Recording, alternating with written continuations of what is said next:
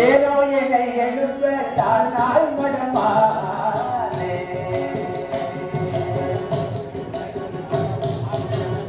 ஏனோ என்னை எழுப்ப தானால் மடமானே எனக்கு அதனை உழைக்க வேண்டும் இதைத்து பேசினானே ஏனோ என்னை எழுப்ப தானால்